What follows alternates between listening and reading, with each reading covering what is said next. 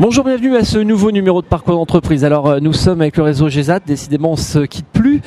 Bonjour Emmanuel, d'ici quelques temps, maintenant début novembre exactement, vous allez organiser un salon pour le secteur protégé et les entreprises adaptées. Exactement, il se passe quoi le début novembre ? Eh bien c'est le 8 et 9 novembre au 104 rue d'Aubervilliers dans le 19e arrondissement. Le 104 c'est un lieu emblématique de la ville de Paris maintenant, c'est un lieu artistique. En tout cas où il y a beaucoup de rendez-vous. Il y a beaucoup de rendez-vous. Et on a décidé d'organiser le premier salon du secteur protégé adapté de Paris et d'Île-de-France. L'objectif, c'est de radicalement changer le regard sur le secteur protégé. Vous savez que la plupart des entreprises ont du mal à atteindre leur obligation d'emploi et qu'elles oublient souvent qu'elles ont la possibilité de sous-traiter aux ESAT et aux EA et ainsi développer ce qu'on appelle de l'emploi indirect. Donc un salon organisé sur un parcours pédagogique, parce qu'on doit faire beaucoup de pédagogique avec le secteur protégé et adapté. Un premier temps, on découvre autour de stand les différents métiers, tout ce que peuvent faire les ESAT et les EA. Des ateliers thématiques sur l'obligation d'emploi, sur la co-traitance, la mise à disposition. Un atelier également spécifique pour les acheteurs publics. Et puis enfin, un stand avec des pôles un petit peu plus orientés business pour que les entreprises et les collectivités publiques qui seront présentes puissent tout simplement demander un devis, travailler de façon concrète sur un projet. Alors justement, vous parlez des collectivités publiques. Vous avez été beaucoup aidé par la mairie de Paris et le conseil régional. Ce que je vous propose, on retrouve tout de suite Véronique Dubarry de la mairie de Paris qui donne justement son vécu sur ce salon. Pourquoi la mairie de Paris justement s'engage dans ce salon qui est lié aux entreprises adaptées et aux ESAT ? Alors, je vais essayer de replacer les choses dans leur contexte. C'est le but du jeu même. D'accord. Depuis 3 ans, j'ai initié quelque chose qui s'appelle le mois extraordinaire, vraiment en 2 mots, pour sensibiliser les Parisiens et les Parisiennes à tout ce qui peut tourner autour du handicap. Et puis, de fil en aiguille, on s'est rendu compte qu'il manquait un thème, qu'il manquait un événement d'ouverture, qu'il manquait un événement de clôture, etc. Donc cette année, ce mois extraordinaire qui aura lieu tout du long de novembre sera consacré aux compétences des personnes en situation de handicap, à leur capacité, à leur production d'une façon générale. Et pour ce faire, il fallait commencer par...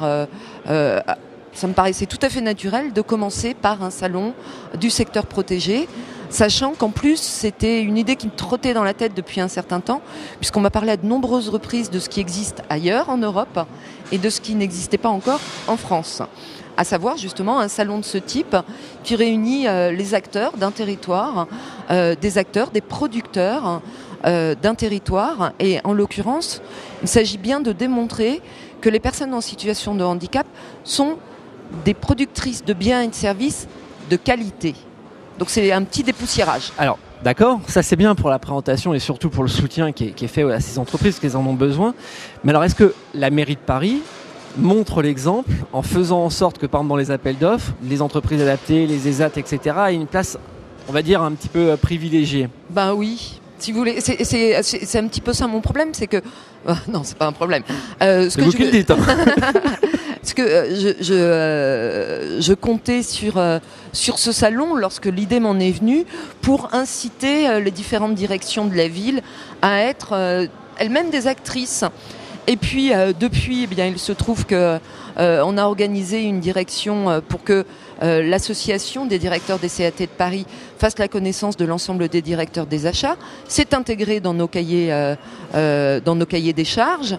La ville de Paris est l'une des seules, c'est triste je trouve, l'une des seules collectivités à avoir dépassé le taux de 6%.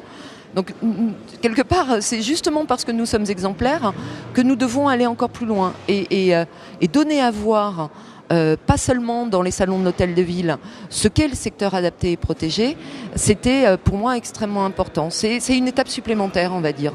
J'ai beaucoup insisté pour que l'un des ESAT du Val-de-Marne vienne avec ses moutons. Moutons, ok, pourquoi ? En fait, il y a un ESAT en Île-de-France qui élève des moutons pour l'entretien des espaces verts. Et en Île-de-France, des espaces verts de ce type, il y en a beaucoup et c'est chouette d'avoir des moutons, quoi. Oui, en plus, c'est un côté écolo. Oui, effectivement, très juste. Comme le disait Véronique à l'instant, c'est important que les institutions aussi régionales et que la mairie de Paris se soient investies à vos côtés. Oui, c'est très important. Je pense qu'il faut qu'il y ait une impulsion politique qui soit donnée. On remarque un petit peu dans tous les bassins d'emploi, que ce soit actuellement sur la région Rhône-Alpes ou sur la Haute-Normandie, que dès lors que en Rhône-Alpes, par exemple, la mairie de Lyon ou en Normandie, c'est la communauté d'agglo de Rouen. Dès lors que ces collectivités publiques impulsent des choses, dès lors que les politiques s'investissent, tout avance beaucoup plus vite. Là, ce qui est original, c'est que c'est pas que politique, votre salon. On parle politique là depuis tout à l'heure parce qu'on parle de la mairie de Paris, des conseils régionaux, mais la place est largement donnée à la fois aux salariés des ESAT et les entreprises adaptées, mais aussi aux entreprises. Alors, on est résolument tourné vers les entreprises, c'est en tout cas pour répondre aux attentes des directeurs des AT2A. Mais ce qu'on a voulu aussi avec la mairie de Paris et le conseil régional d'Île-de-France, c'est d'en faire un salon qui soit aussi ouvert sur le grand public, d'où le choix du 104. Ce salon se déroulera donc les 8 et 9 novembre, durant le mois de l'économie sociale et durant le mois dit extraordinaire initié par la mairie de Paris. Mais c'est justement ce que nous disait à l'instant Véronique. Elle insistait sur le côté des particuliers aussi et que c'était pas que les entreprises. Tout à fait. Et on a choisi un nom pour ce salon. Alors, ce salon, c'est Oser nos compétences. Donc, tous ceux qui le souhaitent. D'ailleurs, vous en avez fait votre site internet. Voilà. Tout à fait. Donc, c'est le site internet oser-nos-compétences.fr. Et c'est sur ce site internet que l'ensemble des internautes et l'ensemble des personnes intéressées pourront s'inscrire pour accéder au salon qui est de toute façon entrée libre. Alors, comme j'aime bien aussi les cas concrets, ce que je propose, on va retrouver à la fois deux interviews de suite, c'est-à-dire Franck Serin de chez Emploi.com qui est un des participants, qui anime, je crois, une table ronde, et puis également un ESAT, Daniel, qui fait de l'éco-pâturage. Franck Serin, Emploi.com s'engage dans ce salon, tout simplement pourquoi ? Emploi.com, premier site de recrutement de travailleurs handicapés, nous semblait important, d'accompagner, cette première initiative, même si, bien sûr, c'est du milieu improtégé, qu'Emploi, c'est du milieu ordinaire. Dans tous les cas, l'initiative nous semblait à souligner. Nous avons aussi un partenariat depuis une vieille date avec le GESAT, et puis c'est aussi un relais par rapport à nos entreprises clientes où le recrutement des personnes handicapées en milieu ordinaire répond pour partie bien sûr à la loi, mais aussi le travail, le partenariat avec le milieu protégé fait partie aussi de l'insertion, de l'intégration de personnes handicapées. C'est vrai qu'Emploi a aussi un service de conseil et de formation. On forme à peu près 1000 personnes, 1000 managers, recruteurs l'année, donc les choses évoluent. Le partenariat aussi avec le milieu protégé fait aussi partie de pouvoir faire rencontrer, d'avoir d'autres composantes aussi de l'entreprise, par exemple les acheteurs qui sont moins dans le domaine du recrutement, de pouvoir aussi s'apercevoir qu'ils peuvent se donner, sous-traiter des travaux et qui seront faits de grande qualité. Daniel Cascarino, vous êtes directeur d'un ESAT, oui. Mais ça va plus loin, vous avez eu une idée originale d'éco-pâturage. Oui.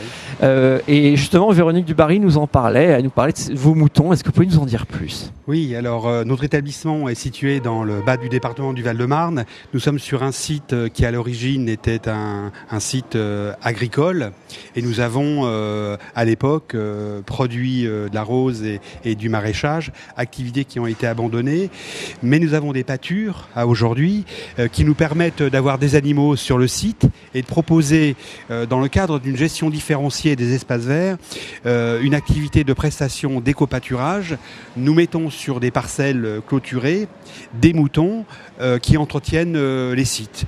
Alors je parlais de gestion différenciée parce qu'on sait qu'aujourd'hui les techniques changent, elles deviennent plus écologiques, plus respectueuses de l'environnement et l'éco-pâturage permet cette gestion plus écologique. Ouais, Manuel, en tout cas c'est intéressant. Daniel, je pense qu'on va aller le voir sur place parce que son éco-pâturage, ça donne envie. Ça donne très envie et j'espère que en plus ça se déclinera partout en France. Ah bah ça c'est sûr. Bon, alors là l'émission s'achève.